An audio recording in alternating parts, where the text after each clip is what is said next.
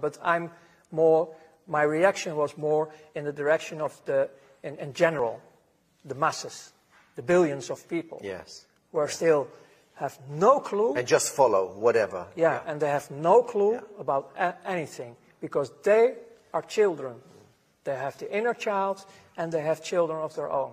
And we have to take care of this with all the people who are able to do this. Ronald, I still want to talk about the soul contract. Because at the level that the so-called Illuminati and these Babylonian agents are engaging a soul contract, one way or the other, with these higher intelligences. Yeah, they want to have us permanently slaved. We understand that. How do these devils revoke that contract if they want to? How do they remove themselves from the contract? Is it possible for them to remove themselves? Times are changing. The world is changing. Many of these figures in this echelon are going to be seeing that they are on the wrong side of history. And they are going to want to transition. Is there any chance for them to do so? Yes. How?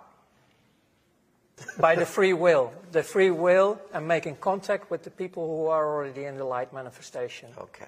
Because the group is growing. Yes. You are one of them. Yes. You are connected with many other people. I'm connected with many other people. But the game is over. You mentioned that when you were involved with this Illuminati echelon, you mentioned that you had no empathy. That you were calculating and cold, and you had the capacity to make decisions here, and boom, no heart connection. Yes, correct? We even laugh about terrible things. What was What was the transition that happened to you? When? On what day? What occurred to you to bring you out of this? It was the day I died. You witnessed something. I have seen myself. And I didn't believe it. It was the day I started to be aware that I'm much more than just a slave serving an evil system. Bravo.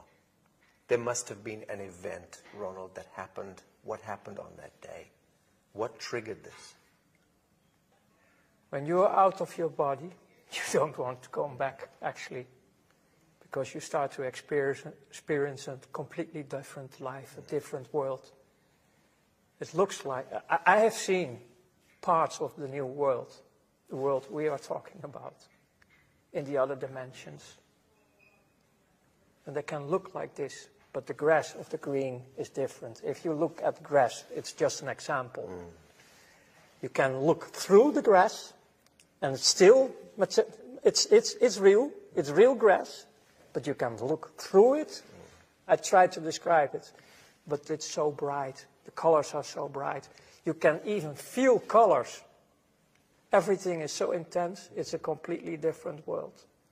What brought about that metaphysical, spiritual experience of this death, this transition? What was it that triggered that? My heart stops beating. Literally? Yes. I was completely out. You were at home? Where did this happen? No, it was on my work, and they called... medical service? Yeah, urgent... Ambulance? Ambulance. And they resuscitated you? The only moment I remember, besides seeing how they were doing all the work on my body, the real wake-up, coming back in consciousness, was a crying mother. She was the first one I saw back, So in a sense, you traveled back in the realm of the archetypes and you saw many things, but this was the one that made the impression on you, the crying mother. And this is connected directly to the sacrifice of innocence. Exactly. Right. This is beautiful. Yeah. But later, because I needed to recover in my body, especially my body, even the bones of my back, they have to repair a lot of things in me. But during this recovery time, I was also in a private clinic in Luxembourg.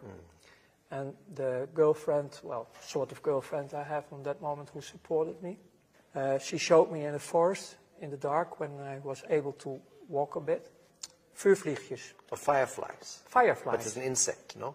Yeah. And I didn't know anything about nature, so that was for me a Magical. miracle. It was really a miracle. My first contact with nature, because before that I was only destroying That's nature. wonderful. So about the first touch, I shared already, but after that there were so many other miracles happening in my life, also with other human beings, because, man, in this clinical part, my image about myself, I was so rotten.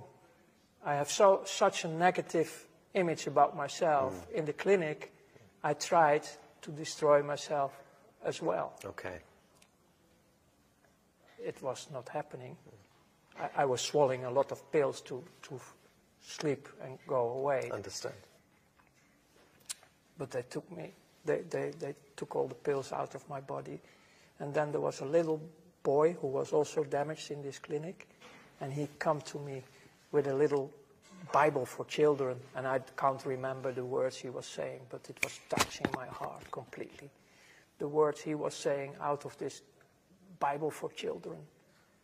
And that was also a deep, deep touch inside of me. And after that, actually, my whole life started to be with presence. So you understand the power of darkness and false light, and you understand the power of forgiveness, the power of compassion, The last power of absolution. The last 22 years, I start to discover the positive life, the light manifestations, the unconditional love. And this was growing so much that I have a direct contact built up with the source of life, what I call the creator of heaven and earth. Yes. I have not a monologue, I have a dialogue. I understand. It's great. What brings us together in this world is a desire, a burning desire to end all of this shadow in our lifetime. Yeah, correct? that End is. this blood sacrifice, end this blood cult, Yes. end this usury, this control, this manipulation. And to prevent that the souls, Are remaining in the cycle.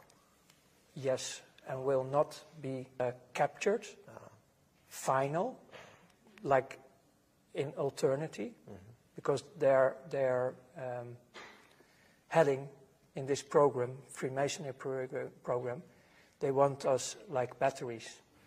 Ultimate harvest. Yes. Yes. And we are, based on the free will, we can choose completely different because we are free. We are 100% free. Yes. So we have to restore our position also on earth, Yes. on who we are Yes. as human beings. Yes. Because we are very, very powerful. Redemption, salvation, absolution. These are the words. Yeah. And this is the science of love that we are practicing with our work. It's the only way. It is the only way. Ronald Bernard, thank you. Thank you too.